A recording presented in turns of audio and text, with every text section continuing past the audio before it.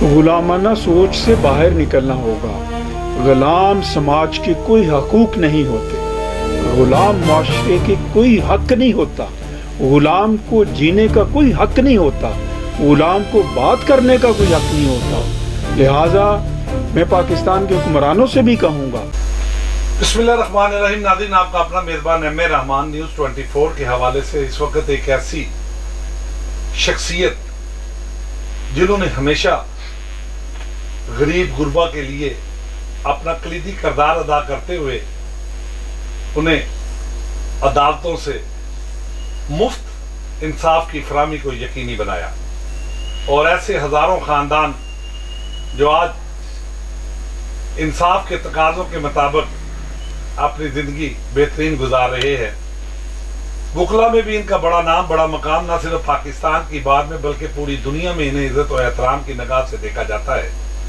تو بے شمار ایسے مقدمات، ایسے سنگین مقدمات انہوں نے اپنی خداداد صلاحیتوں کی مدد سے انصاف کے پہلوؤں کو مد نظر رکھتے ہوئے کامیابی سے عدالتوں سے اپنے مقدمات جیتے۔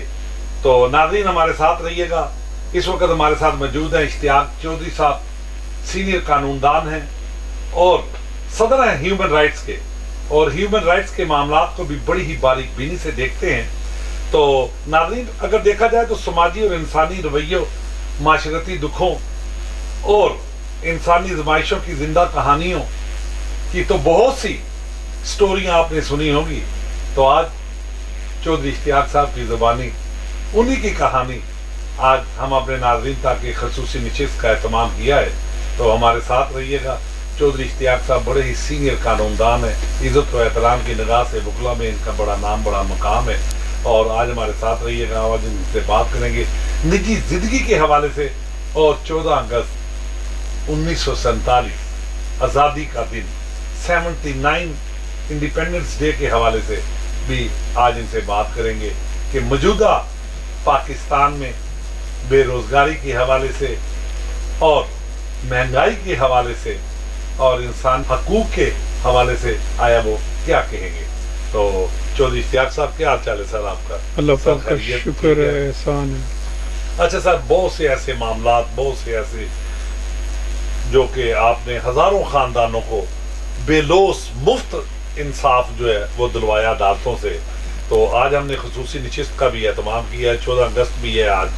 تو سب سے پہلا میرا بنیادی سوال کہ نظریہ اسلام کے مطابق ہم نے پاکستان مارد وجود میں آیا، تو اس حوالے سے آپ کیا کہیں گے؟ یہ درست ہے کہ جو بنیادی نظریہ تھا اس کے حوالے سے یہ پاکستان مارز وجود میں آیا، لیکن پاکستان صرف ایک جیوگرافیکل باؤنڈری نہیں تھا، لیکن جو نظریہ ہے وہ دفن ہو چکا ہے، اور اب تو صرف جو پولیٹیشنز ہیں، جو بڑے بڑے قبضہ مافی ہیں، وہ پاکستان کو نوچ رہے ہیں۔ جس طرح گدے نوچتی ہیں اس طرح پاکستان کو نوچ رہے ہیں۔ المیہ ہمارا یہ ہے کہ قائد اعظم کے بعد ہمیں آج تک کوئی قیادت میسر نہیں آئی جو حقیقی معنوں میں براڈر پرسپیکٹو میں پاکستان کے متعلق سوچ سکے۔ تو میں یہی کہوں گا کہ یہ پاکستان جو علامہ اقبال کا جو تصور تھا اور قائد اعظم نے جس تصور کو عملی جامہ پہنایا، وہ پاکستان ابھی ادھورا ہے۔ یہ پاکستان تب مکمل ہوگا جب پاکستان کے 26 کروڑ عوام کو بنیادی انسانی حقوق جو ہیں وہ ان کی دہلیز کے اوپر میسر ہوں گے، جب بھوکوں کو حقیقی معنوں میں، بے روزگاروں کو روزگار ملے گا، جب جن کی گھروں کی چھت نہیں ہے ان کو چھت ملے گی، جن کے پاس بجلی کے بل جمع کروانے کے لیے پیسے نہیں ہیں ان کو پہلے 100-200 یونٹ معاف ہوں گے۔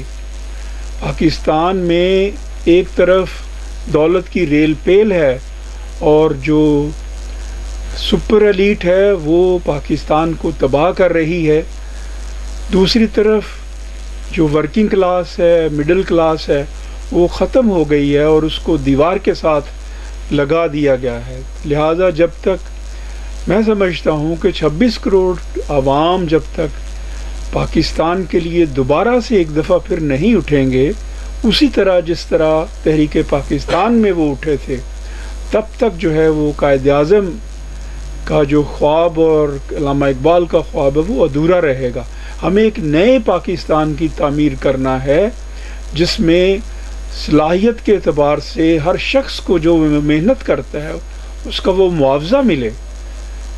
جب تک ہم نئے پاکستان کی تعمیر نہیں کریں گے، میرٹ کی بنیاد کے اوپر یہ خاندانی بادشاہتیں ختم نہیں کریں گے، تب تک پاکستان، میں تو کہتا ہوں، بچ نہیں سکتا. پاکستان کا ٹائٹینک ڈوب رہا ہے. پاکستان کے ٹائٹینک کو ڈوبنے سے بچانے کے لیے ہمیں خاندانی بادشاہتوں کا خاتمہ کرنا ہوگا. اچھا سر، تینوں ممالک میں اس وقت جو ہے وہ سلامتی اور دفاعی صورتحال کو مد نظر رکھتے ہوئے معاہدے ہوئے ہیں، تو اس حوالے سے آپ کیا کہیں گے؟ ہیومن رائٹس کو بھی آپ دیکھتے ہیں بڑی باریک بینی سے، تو موجودہ پاکستان کی صورتحال کو اور تینوں ممالک نے جو ابھی معاہدے کیے، اس حوالے سے آپ کیا کہیں گے؟ دیکھیں، اس حوالے سے دو ویو پائے جاتے ہیں. ایک ویو یہ ہے کہ یہ معاہدہ جو ہے وہ امریکہ نے کروایا اور امریکہ اس کے پیچھے ہے، جبکہ دوسرا ویو یہ ہے کہ یہ معاہدہ امریکہ نے نہیں کروایا، بلکہ جو وقت اور ضرورت کے مطابق جو ریجنل الائنمنٹ ہے یہ ہوئی ہے. تو میرا ویو جو ہے یہ دوسرا ویو ہے.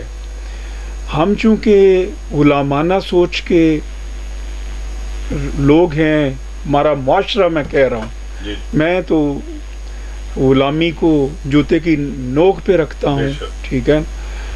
تو اس بنا کے اوپر وہ کہہ رہے ہیں کہ اس کے پیچھے امریکہ ہے. امریکہ نہیں ہے. میں سمجھتا ہوں کہ جو ریجنل الائنمنٹ ہوئی ہے، یہ پورے ریجن نے، سعودی عرب نے، پاکستان نے، پھر ترکی نے یہ محسوس کیا، اور اس میں تمام عرب کنٹریز بھی شامل ہیں، اور وہی آئندہ چل کر میں دیکھوں گا کہ اس میں اور ممالک بھی شامل ہوں گے، اور چین اور روس بھی اس میں شامل، آپ سمجھ لیں ایسے ہے جیسے کہ سلیپنگ پارٹنر ہے. لہذا یہ جو ریجنل الائنمنٹ ہے یہ بہت امپورٹنٹ ہے، امپورٹنٹ ڈیولپمنٹ ہے. اور اس جو مڈل ایسٹ کے جو تمام ممالک ہیں انہوں نے یہ محسوس کیا ہے کہ ان کی سیکورٹی جو ہے اب امریکہ نہیں کر سکتا. میں سمجھتا ہوں اس کے اثرات آئندہ 2-3 ماہ میں جو سامنے آئیں گے، وہ امریکن جو اثر و رسوخ ہے وہ مڈل ایسٹ سے کم ہوگا مڈل ایسٹ میں. اب اس صورتحال میں ہمیں پاکستان کو ایک لیڈنگ رول پلے کرنا چاہیے. پاکستان نیوکلیئر پاور ہے. پاکستان نے اپنی جو برتری ہے آرمز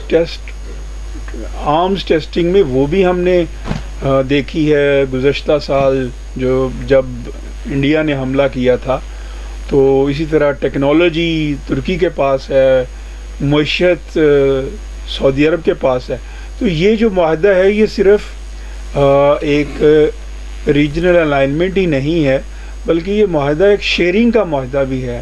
یہ معاہدہ ڈیٹرنس کا ہے کہ اب کسی بھی ملک، تینوں ملک میں سے کسی پہ بھی حملہ ہوگا تو یہ ایسا سمجھا جائے گا یہ جیسے تینوں ملکوں کے اوپر حملہ ہوا ہے.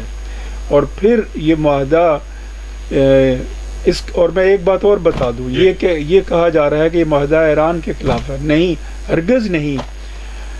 گو کہ ایران اس کا پارٹنر نہیں ہے، لیکن جب یہ مڈل ایسٹ میں یہ ممالک امریکن انفلوئنس سے باہر نکلیں گے، جو کہ مڈل ایسٹ کے تمام ممالک نے اب محسوس کیا ہے کہ ہمیں امریکن انفلوئنس سے باہر نکلنا چاہیے، تو تب جب امریکن انفلوئنس سے باہر نکلیں گے تو اس کا فائدہ کس کو ہوگا؟ اس کا فائدہ پھر ایران کو ہوگا فائدہ.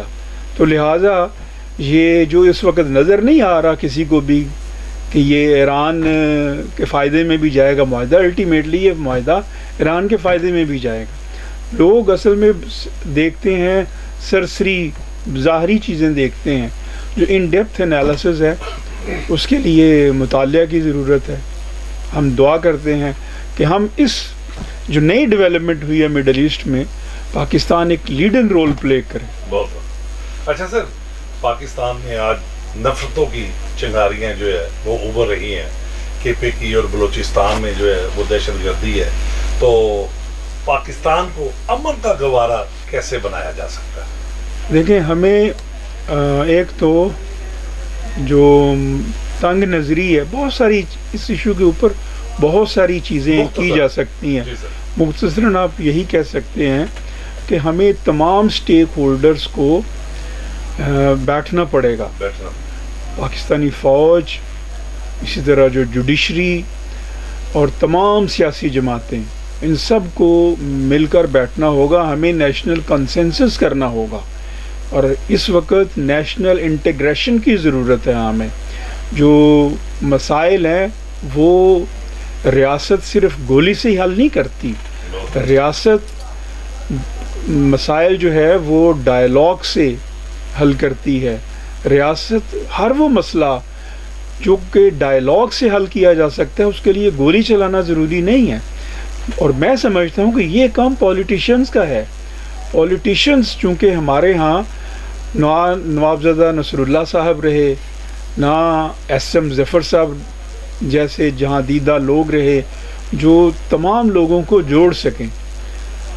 لہٰذا اس وقت پاکستان کو جوڑنے کی ضرورت ہے، اور ہمیں تمام لوگوں کو جو محب وطن پاکستانی ہیں اس کو یہ کوششیں کرنی چاہیے، وہ جہاں بھی کہیں ہے، وہ پاکستان کو جوڑنے کی بات کریں.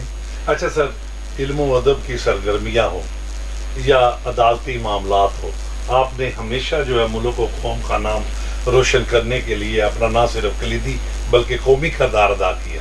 اور آج 14 اگست کا دن ہے، اس حوالے سے آج آپ بطور سینئر قانون دان کیا پیغام دینے جا رہے ہیں امت مسلمہ کو اور پاکستانی عوام کو؟ میں پاکستانی عوام کو کہوں گا کہ جو 14 اگست ہے وہ خوشی کی بجائے خوشی منائیں، لیکن تفکر کے طور پر منائیں.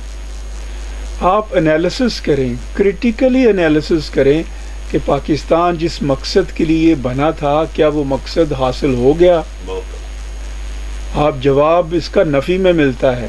ہم نے پاکستان اس لیے حاصل کیا تھا کہ قائد اعظم محمد علی جناح کو یہ ڈر تھا کہ کہیں متحدہ ہندوستان میں رہتے ہوئے ہم معاشی طور پر غلام ہو جائیں گے ہندو بنیے کے. ہم کیا آج معاشی طور پر آزاد ہیں؟ ہم معاشی طور پر آزاد نہیں ہیں، ہم معاشی طور پر غلام ہیں.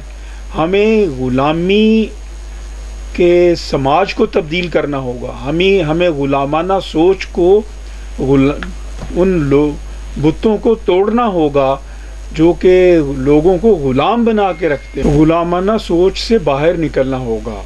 غلام سماج کے کوئی حقوق نہیں ہوتے، غلام معاشرے کے کوئی حق نہیں ہوتا، غلام کو جینے کا کوئی حق نہیں ہوتا، غلام کو بات کرنے کا کوئی حق نہیں ہوتا. لہٰذا میں پاکستان کے حکمرانوں سے بھی کہوں گا کہ ہوش کے ناخل لیں. آپ کو اگر اللہ رب العزت نے یہ عزت دی ہے کہ آپ کو وزارت عظمیٰ کی اس جگہ پہ بٹھایا ہے یا آپ کو اقتدار دیا ہے، تو آپ اس اقتدار کو عوام کی امانت سمجھیں. اگر آپ نے اور آپ امانت میں خیانت کر رہے ہیں، اگر آپ اسی طرح امانت میں خیانت کرتے رہے تو وہ دن قریب ہے جب پاکستان کے عوام کے ہاتھ آپ کے گریبانوں پر ہوں گے اور پھر آپ کو بچانے والا کوئی نہیں ہوگا. لہٰذا خوف خدا کرے اور پاکستان کے جو عوام کے جو بنیادی انسانی حقوق آپ نے معطل کیے ہوئے ہیں، جو عوام مہنگائی کا شکار ہیں بیچارے، جو بے روزگاری کا شکار ہیں، بھوک ننگ افلاس کا شکار ہے، آپ ان کو وہ حقوق لٹائیں. یہ آپ کی ذمہ داری ہے. آئین پاکستان نے آپ کی ذمہ داری لگائی ہے. جی ناظرین، یہ تھے اشتیاق چودھری صاحب جن سے ہم بات کر رہے تھے نیوز 24 کے حوالے سے. آج وہ اپنا پیغام دینے جا رہے تھے ارباب اختیارات اور حکومت پاکستان کے وزیر اعظم میاں شہباز شریف صاحب کو کہ عوام کے معاشی حالات کو مد نظر رکھتے ہوئے آپ بے روزگاری کا خاتمہ کریں اور غریب کے لیے کوئی ایسا ریلیف مہیا کریں تو ناظرین یہ اصل حقائق جو آج اشتیاق چودھری صاحب نے عوام کے روشن مستقبل کے لیے نیوز 24 کی اس خصوصی نشست میں بتائے، تو اسی کے ساتھ آپ نے میزبان احمد رحمان کو نیوز 24 سے اجازت دیجیے۔ اللہ